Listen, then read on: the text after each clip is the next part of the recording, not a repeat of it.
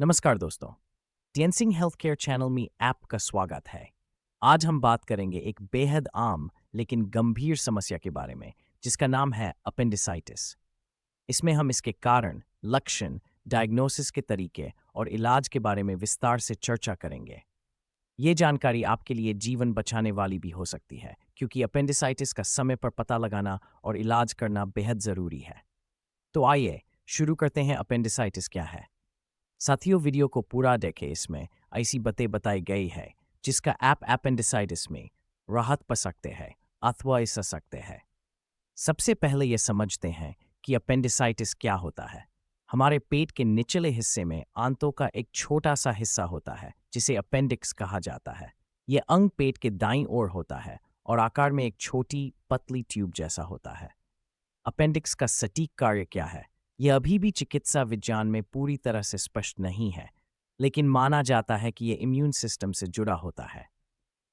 अब जब अपेंडिक्स में सूजन आ जाती है या संक्रमण हो जाता है तो उसे अपेंडिसाइटिस कहा जाता है। यह सूजन दर्द और अन्य लक्षण पैदा करती है और समय पर इलाज न मिलने पर स्थिति गंभीर हो सकती है। अपेंडिसाइटिस के कारण अब जानते हैं। अपेंडिसाइटिस के होने के कुछ मुख्य कारणों के बारे में। 1. बैक्टीरियल इन्फेक्शन, जीवाणु संक्रमण। अपेंडिक्स में बैक्टीरिया की अत्यधिक वृद्धि के कारण संक्रमण हो सकता है। यह स्थिति कई बार शरीर में किसी अन्य प्रकार के संक्रमण के कारण भी हो सकती है, जो बाद में अपेंडिक्स को प्रभावित कर देती है। 2. फूड ब्लॉकेज, भोजन का फंसना। कई बार अपेंडिक्स में कुछ भोजन के टुकड़े या अपशिष्ट पदार्थ फंस जाते हैं। इससे अपेंडिक्स का मार्ग अवरुद्ध हो जाता है, जिससे वहां बैक्टीरिया तेजी से बढ़ सकते हैं और सूजन या संक्रमण का कारण बन सकते हैं। 3. लिम्फ नोड्स का सूजना। इम्यून सिस्टम से जुड़े लिम्फ नोड्स कभी-कभी संक्रमण या अन्य कारणों से सूज जाते हैं। इस सूजन के कारण अपेंडिक्स पर दबाव बढ़ता है और संक्रमण हो सकता है। इन कारणों से अपेंडिक्स में सूजन आ जाती है, जो अपेंडिसाइटिस का कारण बनती है। अपेंडिसाइटिस के लक्षण। अपेंडिसाइटिस का समय पर पता लगाने के लिए इसके लक्षणों को पहचानना बहुत जरूरी है। तो आइए जानते हैं इसके प्रमुख लक्षणों के बारे में। 1. पेट के निचले हिस्से में दर्द। यह अपेंडिसाइटिस का सबसे सामान्य और पहला लक्षण है। यह दर्द पहले पेट के ऊपरी हिस्से में या नाभि के आसपास महसूस होता है, लेकिन धीरे धीरे यह दाईं ओर निचले हिस्से में चला जाता है। यह दर्द तेजी से बढ़ता है और दबाव देने पर और ज्यादा बढ़ सकता है। 2. भूख कम होना। अपेंडिसाइटिस में अक्सर मरीज को भूख नहीं लगती। इसे एनोरेक्सिया भी कहा जाता है और यह संक्रमण के कारण होने वाले असामान्य पेट दर्द का एक आम संकेत है। 3. जी मिचलाना और उल्टी आना। अपेंडिसाइटिस में कई बार मितली या उल्टी की शिकायत होती है।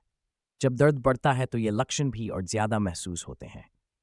4. बुखार। हल्का या तेज बुखार भी अपेंडिसाइटिस का लक्षण हो सकता है। बुखार के साथ शरीर में ठंड लगना और ठंडा पसीना आना आम बात है। 5. पेट में सूजन। पेट में फूला हुआ महसूस होना, विशेषकर दर्द के स्थान पर, अपेंडिसाइटिस का एक और लक्षण है। ये सूजन अपेंडिक्स में बढ़ते संक्रमण के कारण होती है। अगर इनमें से कोई भी लक्षण दिखाई दें तो तुरंत डॉक्टर से संपर्क करना बहुत जरूरी है। अपेंडिसाइटिस का डायग्नोसिस कैसे होता है? Diagnosis of appendicitis. अब जानते हैं कि डॉक्टर किस तरह से अपेंडिसाइटिस का सही तरीके से डायग्नोसिस कर सकते हैं। 1. Physical examination. सबसे पहले डॉक्टर पेट के दर्द का मुआयना करते हैं। वे पेट को हल्के से दबाकर देखते हैं कि दर्द का स्रोत कहाँ है और किस प्रकार का दर्द हो रहा है। दाईं ओर के निचले हिस्से में दर्द का होना अपेंडिसाइटिस की निशानी हो सकता है। 2. ब्लड टेस्ट, रक्त परीक्षण।